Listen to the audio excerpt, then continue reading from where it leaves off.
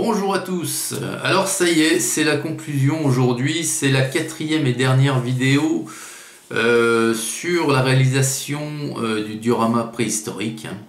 Alors on a vu la réalisation du terrain, on a vu la mise en peinture du terrain, on a vu la végétation apportée.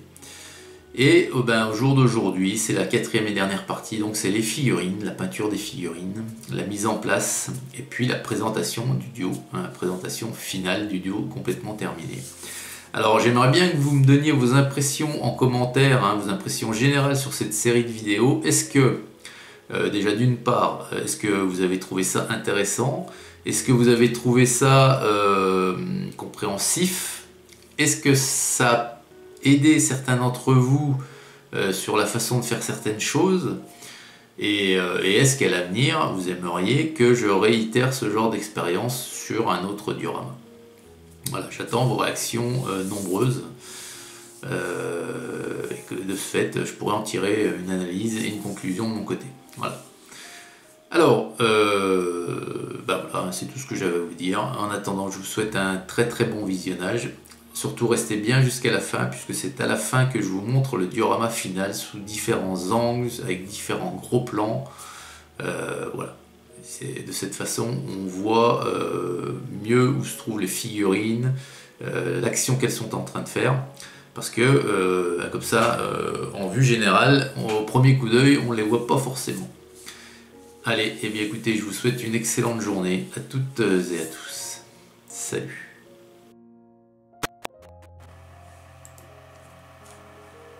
Alors, ici, je vous montre la référence de figurine que je vais donc utiliser pour ce diorama. Donc, c'est la référence de chez Linear, les hommes préhistoriques. Il n'y en a qu'une de disponible pour le moment.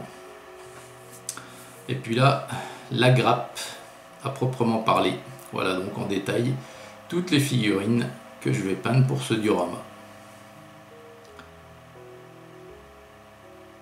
Alors, à l'aide d'une pince coupante, je les détache de la grappe, une par une. Alors, le socle, j'y fais pas plus attention que ça, puisque de toute façon, je vais toutes désocler les figurines. Ici, elles sont prêtes pour la sous-couche, donc je les ai installées avec de la pâte à fixe sur un bout de carton que je me sers pour sous-coucher. Et je vais utiliser de la Corax White de chez Citadel. Vous voyez que c'est un blanc mais légèrement grisé et qui laisse vraiment bien apprécier les détails, et j'aime beaucoup peindre avec cette sous-couche là. Alors les voici là, une par une, elles sont en place sur leur peau individuelle et c'est de cette façon là que je vais les peindre. Ça va être une peinture à la chaîne, bien que je ne vais pas utiliser toutes les mêmes couleurs pour toutes les figurines. Certaines couleurs vont être répétées. Donc ça va être une peinture vraiment, je vais faire les 12 à la fois. Donc là la peinture a commencé, vous pouvez voir à droite sur les peaux, certaines figurines ont déjà reçu leur couleur chair. Alors il y a deux couleurs chair différentes ici. Il y a donc la Crusader Skin comme habituellement. Et puis celles qui sont un peu plus foncées, comme celle que vous apercevez à droite, je l'ai faite avec du Warrior Skin. C'est la première fois que j'utilisais cette teinte et je dois dire que c'est un bon compromis pour les figurines qui sont censées avoir une peau allez, mate bronzée, quoi. Alors voilà, la peinture est finie sur les figurines. Donc ici elles sont complètement terminées au niveau peinture, donc je vous les montre une par une. C'est vrai que ce sont de jolies figurines. Il n'y a pas énormément de choix dans les figurines préhistoriques, mais Linear nous en a fait un beau set ici. Et d'ailleurs, un set numéro 2 est annoncé et rentrera prochainement en préparation chez Linear A.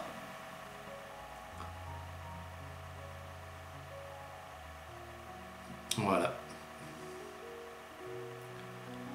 Donc après la peinture, avant le désoclage, il faut absolument vernir vos figurines parce qu'on va les manipuler, on va couper le socle. Donc pour éviter tout écaillage au niveau de la peinture, un vernis mat transparent. Alors là, le coup de vernis est fait. Voilà. Donc vous voyez que je la manipule aisément.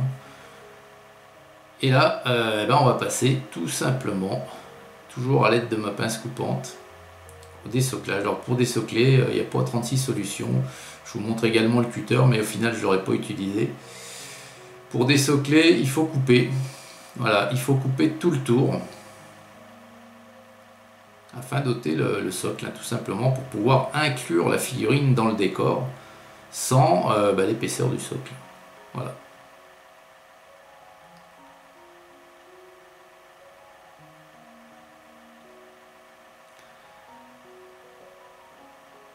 Et le plus délicat ici, je dirais, c'est pour enlever l'épaisseur qu'il restera sous le pied.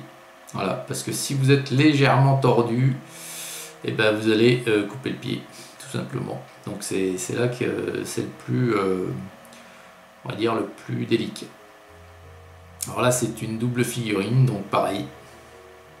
On coupe en plusieurs fois, on fait plusieurs coupes. Malgré le vernis, il faut faire attention, parce que ça serait dommage d'anéantir son travail de peinture avec un coup de pince mal placé. Donc il faut vraiment faire ça avec minutie. Et c'est une étape très importante lorsque vous faites un diorama.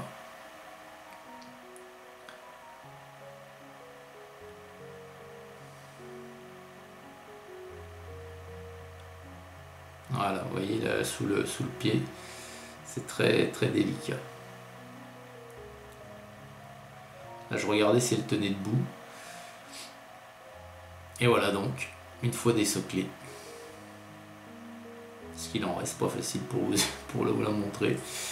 Voilà.